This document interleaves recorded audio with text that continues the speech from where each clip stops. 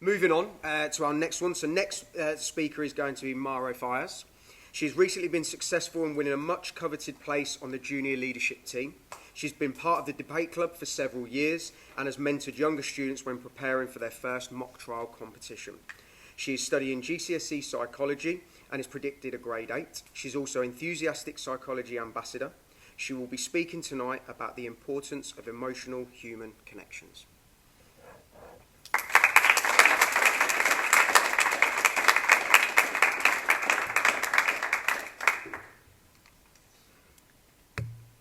Good evening, everyone. I am going to start this evening with a story. Have you ever heard someone laugh and then laugh too, then later recall that it wasn't even funny? Well, I heard my sister laughing one day, and it was a type of laugh where you keep on going and going and you don't seem to stop. Then one by one, the whole room had the urge to laugh. It started with me, my other sister, my mum, and then my dad, and later in Shreves you asked, "Oh, what were you laughing about?" And she passes her phone to reveal a mildly funny video. What we did was copy her actions.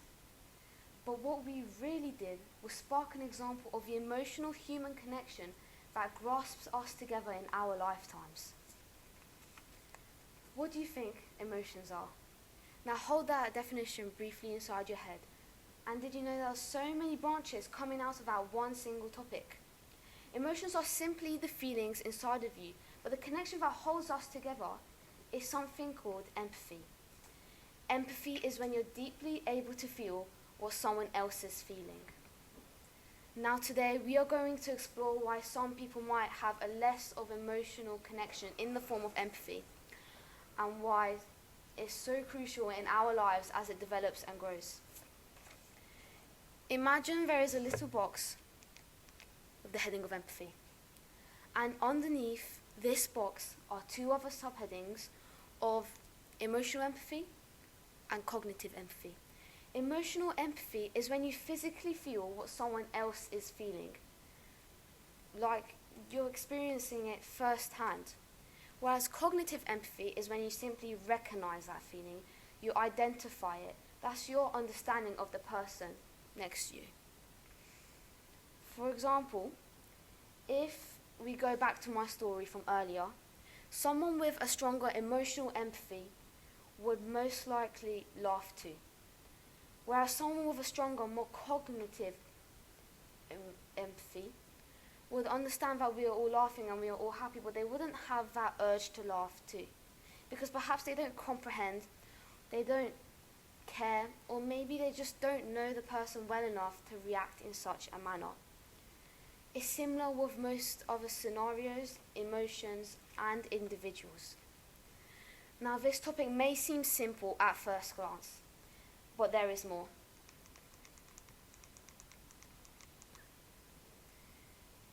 It may seem simple due to the three basic definitions we saw earlier, but this is only the top surface of an incredibly vast and complex topic.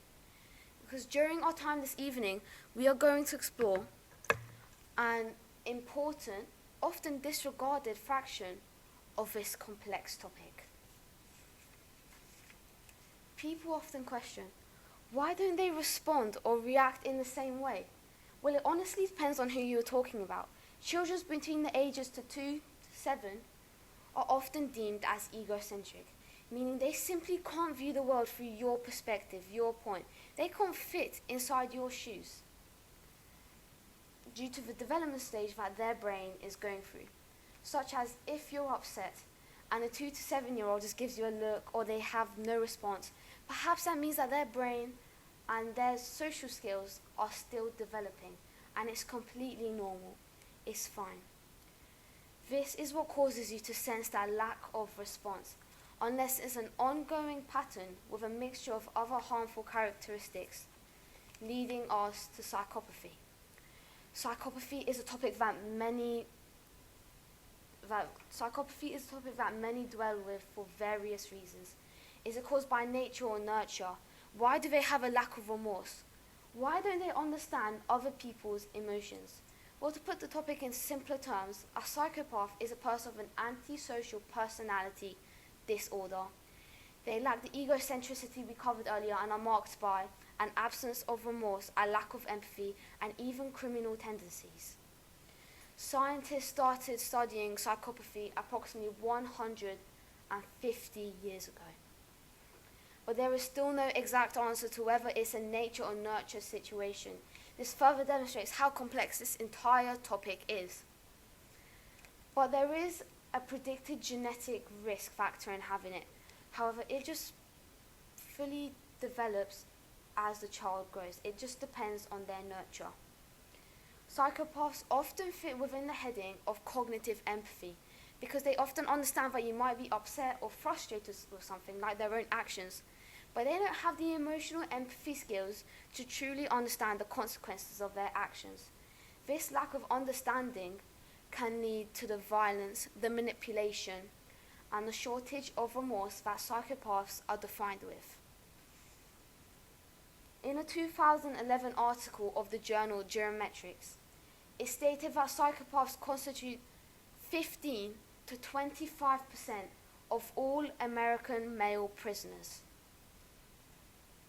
Therefore, if psychopathy is from a lack of emotional human connection, and there are so many prisoners with the condition, it highlights where a lack of emotional connection could potentially lead you and has led other people to. Ultimately, millions of people, lives stripped, chances of happiness ripped apart, all from foul acts of essentially misunderstanding, where they have even gone to prison. Even though being sentenced to prison is an extreme example, it is the truth. It does happen. It could happen to anyone. Psychopaths can also endure reputation damage, shallow relationships, and isolation, all due to a single, invisible factor that dictates everything we have today like nothing else does. If emotional connections were to be an object, they would definitely be a need, not a want. A need like how you require a house over your head or a mother's presence to a baby. Often people disregard the need for emotional connections despite it influencing over 90% of our decisions, including financial ones. Imagine where would you be if you didn't have that connection? Try to see realistically. In a similar way, this connection is the foundation of trust in our relationships, because to truly understand what your family or friend are going through, you would most likely have to feel it yourself to be the most realistic method of understanding. Whether that is joy or sadness, your brain just automatically takes the instinct to feel it with them, to gain that understanding. However, in the same way, people used this connection as a survival tactic in our brains. From early caveman times when we had hunting or protection as a part of our daily life. We are hardwired to live in groups. These groups that we had required each other to understand if one person was in distress, fear, or danger of something. This understanding could only be carried out through that emotional human connection we all have. Especially since the complex languages we now have today were not fully developed then, meaning our best way of communication was that very connection. In the decades of research on this topic, the most crucial point made is that human emotional connection is everywhere you go. It impacts your lives and your actions to the point where an extreme lack of it is diagnosed as a mental disorder. This connection will be everywhere you go, like it or not, school, work, home. So if we circle back to my anecdote once again, it also highlights how emotional connection brings small comical moments like that. Moments that boost your mood, self-esteem, relationships, moments that make you cry at a movie, moments that make you laugh with a friend. Therefore, question yourself. If something with that power, with that control, why would it not be significant? Exactly, it is significant, undeniably. Your emotional human connection is a part of you as much as your shadow is. Thank you for your time.